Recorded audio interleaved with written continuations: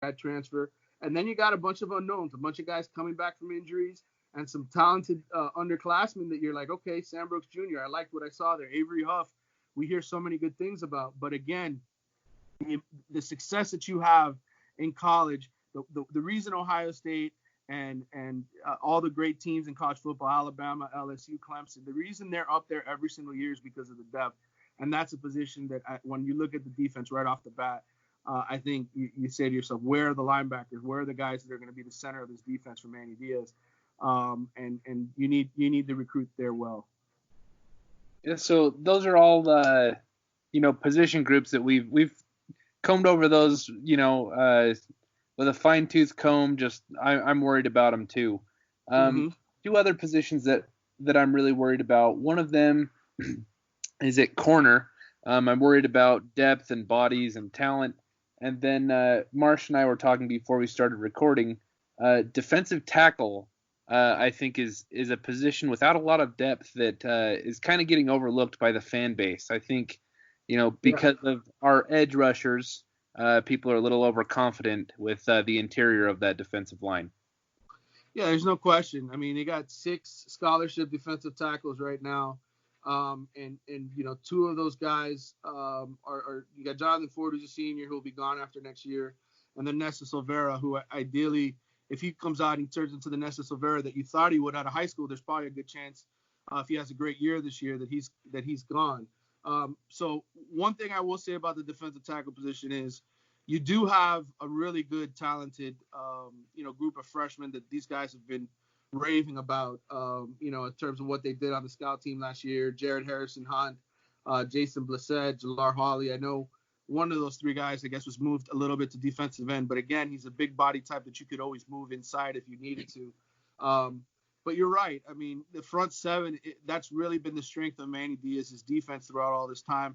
Cornerback, I think Al Blades and DJ Ivey, it's very similar. Like, in my mind, I always look at it as the Sheldrick Redwine, Jaquan Johnson factor. As sophomores, both of those guys weren't very good. They were okay, but they weren't very good. They really took a jump as juniors and turned into guys that were much more dependable. I thought Al Blades had a really good second half to last season. DJ Ivey obviously had ups and downs. He had the 2 picks at Pittsburgh, and then he had the games where he got lost in coverage. So, yes, I'm not overly confident about the strength of the cornerback position when you look at this Miami roster. But that said, there are some guys who I think are on the way up. Corey Couch, I like a lot. I think he's going to be a very, very good slot corner. I think Christian Williams, he's uber talented. Alabama wanted him at one point. Another one of these guys who, again, what kind of leap do you make from your freshman to sophomore year? And then, they filled it out with a couple of guys in this last recruiting class, Isaiah Donson, Marcus Clark. And they've got some other DBs, potentially a guy like Jalen Harrell, who you could move to cornerback if you needed to. So, look, I get it. I know where the fear comes from because it's unproven and you don't have any studs right there, the guys that you're going into a season saying, yeah, this guy's a first or second round pick.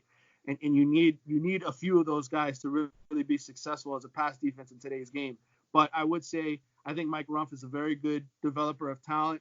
I think you've seen what he's done with some other less high-profile guys, and he's developed them into solid college players, and a couple of them have gotten drafted. So I think you got to have a little bit of patience. We'll see how the cornerback position turns out. But as far as this recruiting class, yeah, again, that's another position that you're interested in trying to find some studs, some guys who you could bring in so that a year or two from now they can be played, be playing on this defense and really contributing for you, and somebody maybe that you can count on to win some big games. Yeah, absolutely. And I've always defended Rumph just because of his track record of developing these cornerbacks. I know he's people complain about his recruiting or something like that, but when they get to college, I mean, he's able to turn them into really solid starters and everything. So I wanted to ask you, Manny. Miami obviously had an incredible group of incoming true freshmen and a record-setting for the school of early enrollees. Who are 1 or 2 true freshmen do you think that could really play a factor in 2020? Well, I was going to say, you look at what they just did in this class, so many offensive guys that they were able to get in. I think Jalen Knighton's going to have a tremendous freshman year. In fact, I mean, I haven't looked at the rest of the ACC, to see who's coming in and playing a major role as a true freshman. But I would say, I just talking to the coaching staff, knowing talent evaluators, guys who saw him that first week of spring ball, said he could play a huge role in this offense. And I know Cam Harris is going to be the horse. He's going into the season as a horse. But I think Jalen Knighton, from everything I heard early on, is this guy's coming in. He's ready to contribute and to play right away. So I think he's a guy who you could look at as maybe for ACC offensive, rookie of the year this year if he's playing a big role as the season progresses. And so I like him a whole lot on the offensive side. And then I think when you look at the receiver position, I like Xavier Restrepo a lot in the slot. I think he's going to be a good player for Miami down the road. Keyshawn Smith as well. I think both of those guys, those are the 2 out of the 4 wide receivers. Michael Redding, I didn't get a chance to really see what he could do because he's got the cast on his hand, or at least he had it during spring ball. But I like all of those guys on the offensive side. And then, on the defensive side, they signed some good guys in the secondary.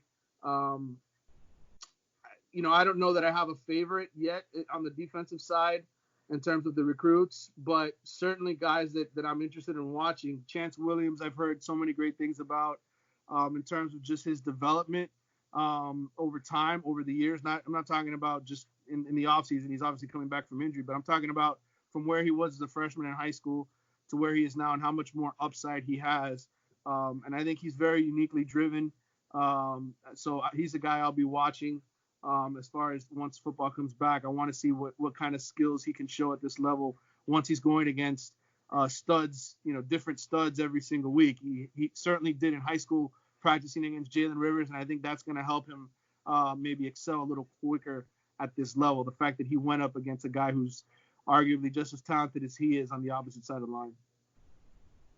Okay, so we talked a little bit about Coach Rumpf just a second ago. He's been in the, at least on Miami Hurricanes Twitter, he's been a hot topic recently. I want to get your take.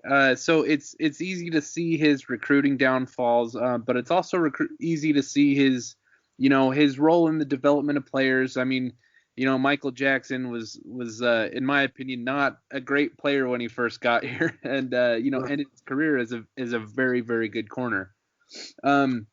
So give us your take. I mean, and where do you think he stands in terms of job security? Well, I mean, obviously we heard the rumors that, there was a chance he might not be retained on the staff because he hasn't been able to land the big whales in recruiting and whatnot. And I think, at times, from what I know on the inside, I think at times there's maybe been a little bit of a conflict maybe with the head coach and in terms of ideologies and things that he wants to do. But that said, I think you can't knock Rump's history or track record for developing talent and making players better. The recruiting side of it, I don't fault him for not getting the elite cornerbacks in South Florida over the last few years, even being the coach at American Heritage and having some of the connections that he had, for instance, with Patrick Surtain and some of the other guys that have come out of that program. Miami has stunk for a long time now. I mean, 15 years of mediocrity, you're gonna start to turn people off. And I think, when you lose to FIU, when you lose some of these games that you're not supposed to lose, losing to a 3-win, Georgia Tech team or whatever it was that they finished with, you're gonna lose kids. And getting a chance to talk to some guys locally at the Under Armour camp in March, right before this COVID-19 pandemic took off, a lot of them were turned off by Miami losing to FIU. Like, just talking honestly, they were all like, yeah, what do I, how can I trust this program? Like, they've stunk for a while now. And, so I think the feeling is, yes, we'd love to get the top elite local kids to stay home. But when you don't win on Saturday and you lose games, it's almost impossible. It doesn't matter how good a relationship you have with a kid as a recruiter. The kids look at the results and they get turned off, and they'd rather go play somewhere else where they have a chance to win a championship. And so Manny Diaz, number one thing he has to do before everybody points the finger at Mike Rumpf and says he's not a good enough recruiter because these kids aren't staying home, I think what they need to do is accept the fact that the results on the field factor in a lot more than you think. And, yes, Florida State and some other schools that have struggled have done pretty good job recruiting, but they're not getting the studs that they used to, right? It's just the natural progression. Like the Clemsons, the Ohio States, the Alabamas, they get the studs, they get the horses because they're playing for the championship every single year. And so it's just a proven track record. It's just a fact. And so I think, you can point the finger you want at Rump for not getting the guys, but live in reality, live with the results. And I think that's ultimately what's hurting Miami more than anything when it comes to recruiting. Yeah, absolutely. I mean, I'm laughing back here, but I shouldn't be, because it's so painful to have watched these past 15 years, from a kid in the Orange Bowl to now looking at what's going on. And so, Manny, we got one more question for you, and I know that things can change for the Hurricanes in 1 year. I mean, we saw that. 2017, yeah, 2017, and then they go out and get the 8th ranked class. What do you think Miami has to do in 2020 to maybe turn that corner and maybe start getting that respect from the hometown kids and be a contender for these 5-star athletes from South Florida? It's simple. It's what we just talked about. It's winning. And I think, again, I started to say it. I don't know if I finished saying it, but Manny Diaz you can't lose to Duke. You can't lose 2 years in a row to Duke. You can't lose to a 3-win Georgia Tech. You can't lose to FIU. That is more damaging, I think, than being an 8 or 9-win team. I think most fans, most high school kids look at a program. They could sign with a school that wins 8 or 9 games if they think things are headed in the right direction. But the moment you lose to an FIU, the moment you lose to Duke, who's produced 3 NFL players, by the way, in the last 15 years, 3 compared to 33 for Miami. When you do that, you send the message of underachievement. Nobody wants to be associated with that. And so Manny Diaz, number one, he's got to stop that. You got to stop the bleeding. You got to stop the losing to inferior teams, because kids notice that, and it doesn't matter how good of a salesman you are, they're not going to buy into that. So to me, that's the key, number one, on the field.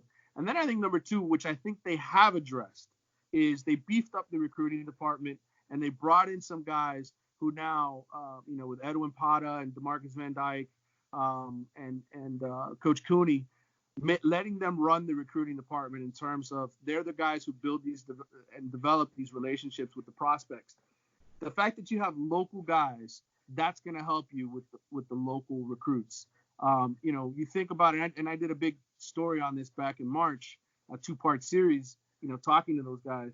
You talk about where Miami's recruiting department was just a couple of years ago. You basically had somebody who was in charge of the recruiting, one person, and you didn't really have that guy who was, when recruits came to campus, that kind of filled in the gaps where the assistant coaches weren't, and where the recruit, the players on campus weren't able to fill those gaps. With Pata, Van Dyke, and Coach Cooney, now you got guys who are sort of, that's their job 24/7. It's just recruiting. It's just to be there to fill in those gaps. And so, and that's something that Alabama, Ohio State, Clemson, all of these successful programs around the country, they've had that for years. And Miami's just sort of getting to the party now. So I think Manny Diaz has addressed it the way that he needed to address it.